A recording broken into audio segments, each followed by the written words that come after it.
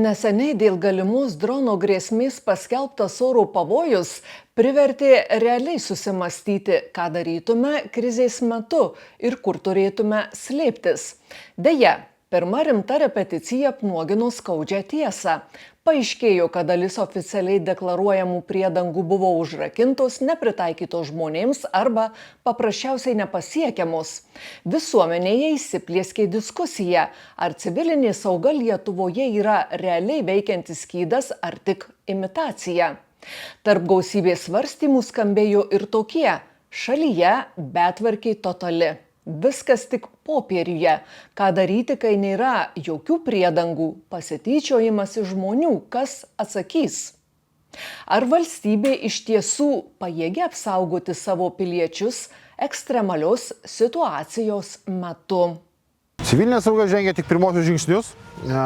Supraskim, mes nedarėm kaip Suomija darė. Nuo Mannerheimo laikų vis tiek ruošiasi įvairiom grėsmėm.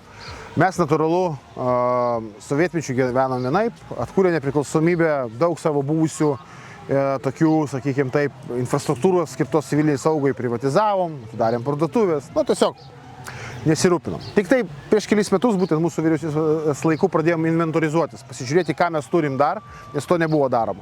Tai kai kas išsivalė truputėlį tos visas priedangas vadinamasis, sukūrėm sistemą, nes yra slėptuvės, yra priedangos, yra kolektyvinės apsaugos statiniai. Turėkim galvoj, priedanga jinai apsaugo tik nuo, sakykime taip, dalinai, nuo tiesioginio smūgio neapsaugotų, gali apsaugoti tik nuo skeveldrų, gali apsaugoti nuo smūgio bangos. Taip, kad čia yra tokio tik tai, dalinis sprendinys. Visas buvo įpareigotos savivaldybės pasižiūrėti, ką jos turi. Vienas darė tą nuosekliai ir sistemiškai, kitos turbūt labiau chaotiškai, neskyrė tam dėmesio. Ir akivaizdu, kad net kai tu jau ruošiesi, vis tiek tai yra, kai neiškyla kokia grėsmė arba šokas, tai tu kažkaip ir žiūri pro pirštus visą tai. Ir dabar po tos oro pavojų, ypač Vilniaus regione, kai kas manau išgirdo, kad iš vis yra toks dalykas kaip priedangos. Taip, gerai sakot, kai kurie atėjo į priedangas, jos buvo užrakintos. Tai šia prasme, matyti, ta šoko terapija buvo puikia proga iš naujo įsivertinti, kaip visą tai turėtų funkcionuoti, paieškoti dar daugiau priedangų galimybių ir taip toliau. Kalbant apie mokyklas, apie darželius, dabar mes visi turbūt dabar jau po to oro pavojaus Vilniuje permastom rimčiau, kaip darytume, kaip saudytume srautus, kokie sprendimai buvo priimti, kad išvesti vaikus į aikšteles atviras, neįtikėtinų dalykų buvo. Visą tai kartais tokia šoko terapija reikia, sakykime, išnaudoti pasirengimui ir permastymui to, kaip tu elgėsi iki šiol ir ką tu turi daryti ateityje. Nuaidėjęs pavojaus signalas parodė, kad civilinę saugą šalyje per ilgai laikėme antraeiliu dalyku. Grėsmės akivaizdoje išryškėjo sisteminės spragos nuo apleistos infrastruktūros iki visuomenės pasimetimo. Visgi Seimo nario teigimu, saugumo grandinė prasideda nuo kiekvieno iš mūsų asmeninio pasiruošimo ir atsakomybės. Priedangos ir sandėliukai.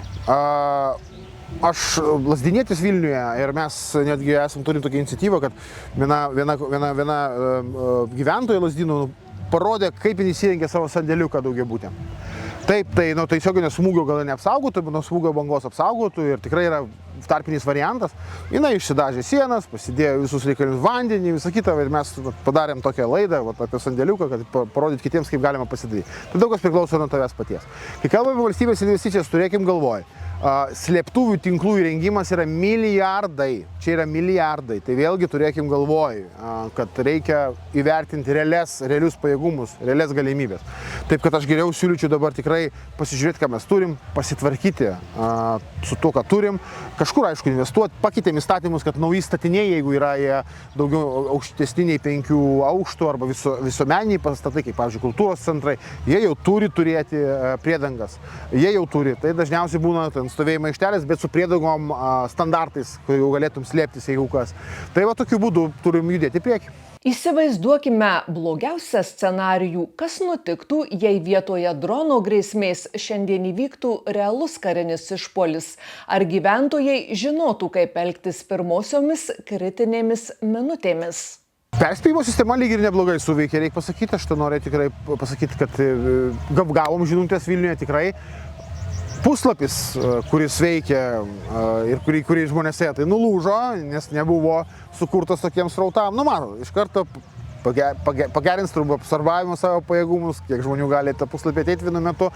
Na taip ir mokaisi ir judi į priekį. Akivaizdu, kad yra tų niuansų, yra tikrai, mes tik tai pirmus žingsnius darom civiliniai saugoj, bet reikia sistemiškai dirbti ir manau, kad pasieksim tam tikrą lygį. Bet žiūrėkit, civilinė sauga neapgins mūsų. Mes turime investuoti į gynybinius pajėgumus, kad atgrasyti juos nuo bet kokių bandymų mūsų okupuoti.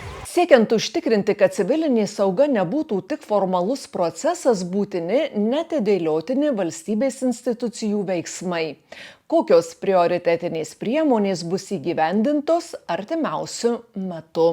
Valstybė bus, žinau, kad projektą ruošia tam tikrą investicinį į tai. Gynybos fondai yra šiek tiek civiliniai saugai, bet po trupinėlį savivaldybėm. Savivaldybės vėlgi turi įsivertinti, ką dar gali pačios pasidaryti savo lėšomis, o žmonės turi įsivertinti, ką jie jau turi savo nusavybės prasme, kur po namų gali kažkokį įsirengti priedangą, susitvarkyti savo sandėliuką daugiabučiam name.